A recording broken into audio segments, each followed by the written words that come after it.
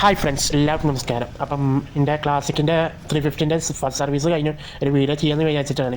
കുറേ കാലമായി സർവീസ് കഴിഞ്ഞിട്ട് ഇപ്പോൾ ഏതാണ്ട് ഒരു മാസം കഴിഞ്ഞു. പിന്നെ ഞാൻ കാര്യമായിട്ട് അതിന് വണ്ടി പിന്നെ കാര്യമായിട്ട് റൈഡ് ചെയ്തിട്ടില്ല. അതുകൊണ്ട് നമ്മൾ എന്തെങ്കിലും വിളിച്ച് പറയാൻ പറ്റില്ലല്ലോ. റൈഡ് ചെയ്ത് കണ്ട് അതിൻ്റെ എന്തൊക്കെ മാറ്റങ്ങൾ വന്നിക്കണമെന്ന് നമ്മൾ കറക്റ്റായിട്ട് പറയണ്ടേ. അപ്പോൾ അതിന് വേണ്ടിയിട്ടാണ് ഞാൻ ഇങ്ങനത്തെ ഒരു വീഡിയോ ചെയ്യുന്നത്. ഫസ്റ്റ് സർവീസ് കഴിഞ്ഞ് നല്ലൊരു കുഴപ്പമില്ലാത്തൊരു സ്മൂത്ത്നെസ് ഉണ്ട് കേട്ടോ. പണ്ടത്തെ ഒരു കുറച്ച് വൈബ്രേഷൻ ഉണ്ടായിരുന്നു മുമ്പ്, അതിപ്പോൾ ഒത്തിരി കുറഞ്ഞ മാറ്റാണ്. ഒരു സ്മൂത്ത്നെസ് ഫീൽ ചെയ്യുന്നുണ്ട്. ഫസ്റ്റ് സർവീസ് 500 കിലോമീറ്ററിലാണ് അതിൻ്റെ ഒരു കണക്ക്. 500 വരെയൊക്കെ പോവാം. മാക്സിമം നമുക്ക് 600 വരെയൊക്കെ പോകാൻ പറയില്ല. പിന്നെ 45 ദിവസമാണ് ഇതിൻ്റെ കണക്ക് ഫസ്റ്റ് സർവീസിനുണ്ട്. സർവീസ് ചാർജ് വന്ന് 1130 വന്നിട്ടുണ്ട്. 1500 വരെയൊക്കെയാണ് നമ്മൾ പല ഒഫീഷ്യൽ ഇതിൽ നോക്കുമ്പോൾ സൈറ്റിൽ നോക്കുമ്പോൾ മാക്സിമം ചാർജ് അതാവുന്നില്ല. പല സ്ഥലത്തും പല മാതിരിയാണ്. ഞാൻ പെരുന്നമണ്ണ ABC മോട്ടോഴ്സിനെ കൊടുത്തത്. അവിടെ റിവ്യൂ ഒക്കെ നോക്കുമ്പോൾ 4 ഇതൊക്കെ നല്ല ഷോറൂം തന്നെയാണ്. അലൈൻമെൻ്റൊക്കെ ചെയ്യുന്നതാണ് അവിടെ. കുറച്ച് വണ്ടി ഒരു സ്മൂത്തൊക്കെ ആയിക്കോളും. ആദ്യമൊക്കെ കുറച്ച് ഇങ്ങനെ ഒരു ശബ്ദങ്ങൾ ഒരു വൈബ്രേഷനൊക്കെ ഉണ്ടായിരുന്നു ചെറുതായിട്ട്. അപ്പോൾ ആ വൈബ്രേഷനൊക്കെ നിന്നു.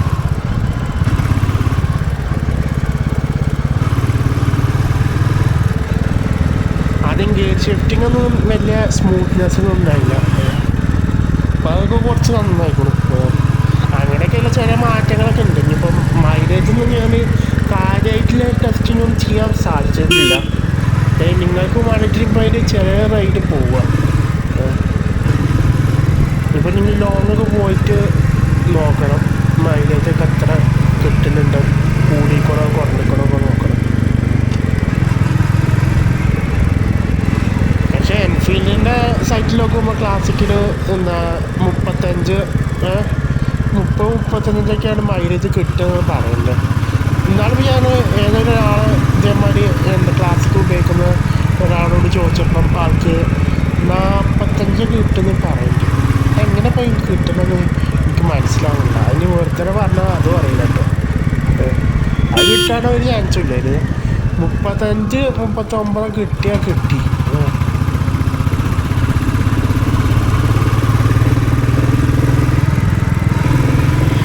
നല്ല കാലി അടിച്ച റോഡാട്ടോ. സ്പീഡിലൊക്കെ എടുക്കാനൊക്കെ തോന്നുന്നുണ്ട്, പക്ഷേ ചെറിയ റോഡാണ്. പിന്നെ എൻഫീൽഡിൻ്റെ ബ്രേക്കിൽ അത്ര വിശ്വാസമൊന്നുമില്ല. പിടിച്ചോട്ട് വെക്കണ ഒരു ബ്രേക്കൊന്നും അല്ല.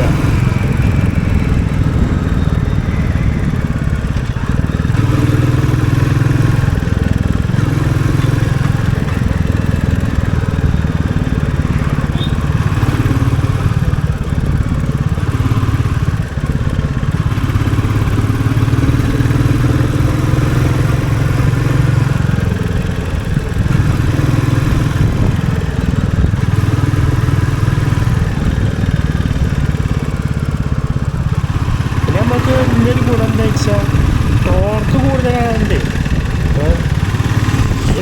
ഏത് ഒരു 4th വരെയൊക്കെ നമുക്ക് കയറ്റങ്ങൾ ചെയ്യാം. അതായത് ഡൗൺ ചെയ്യാതെ നമുക്ക് പോകാം. അത്യാവശ്യം ചെറിയ കയറ്റങ്ങൾ കേട്ടോ. വലിയ കയറ്റങ്ങളൊന്നും നമ്മൾ 4th കയറ്റാൻ പറ്റില്ല. ഒരു 3rd വരെയൊക്കെ ഓക്കെ ആവും.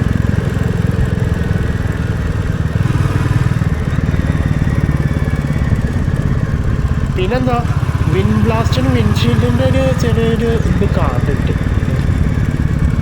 അടിച്ചണ ഒരു പ്രശ്നമുണ്ട്. വിൻഷീൽഡും കൂടെ വെക്കണമെന്ന് വിചാരിക്കുന്നുണ്ട്.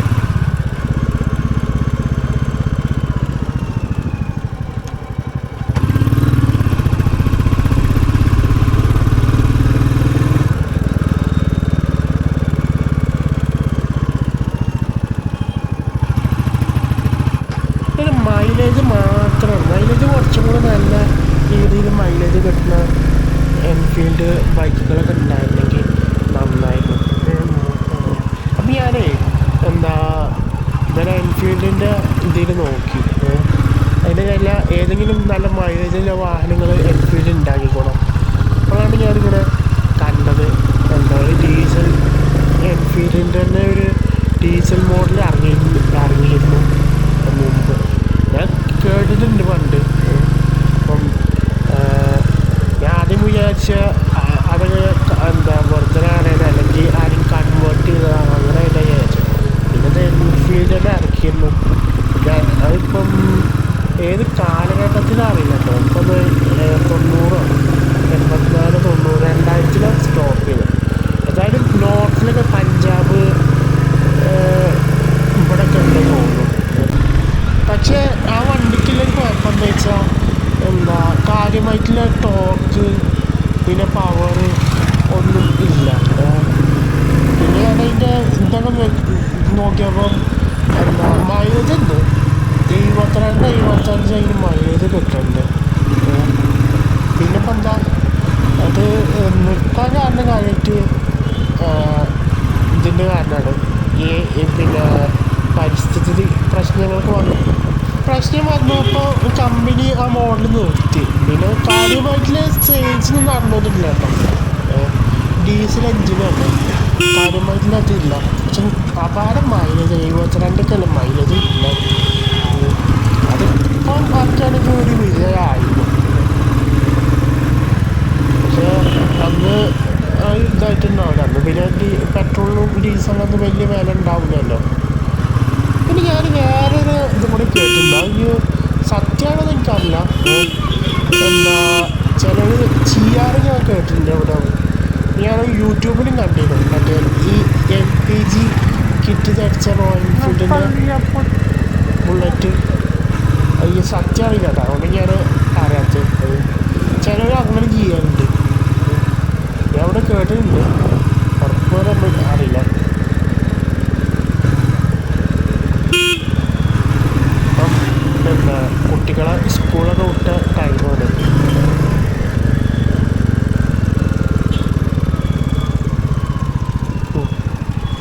ഈ പിന്നെ ഇങ്ങനത്തെ ഗ്രാമങ്ങളിലൂടെ യാത്ര ചെയ്യുമ്പോൾ പലപ്പോഴും കാണുന്നൊരു കാഴ്ചയാണ് പല ആളുകളും ഹെൽമെറ്റ് പ്രോപ്പറായിട്ട് ധരിക്കാനൊക്കെ യാത്ര ചെയ്യാം.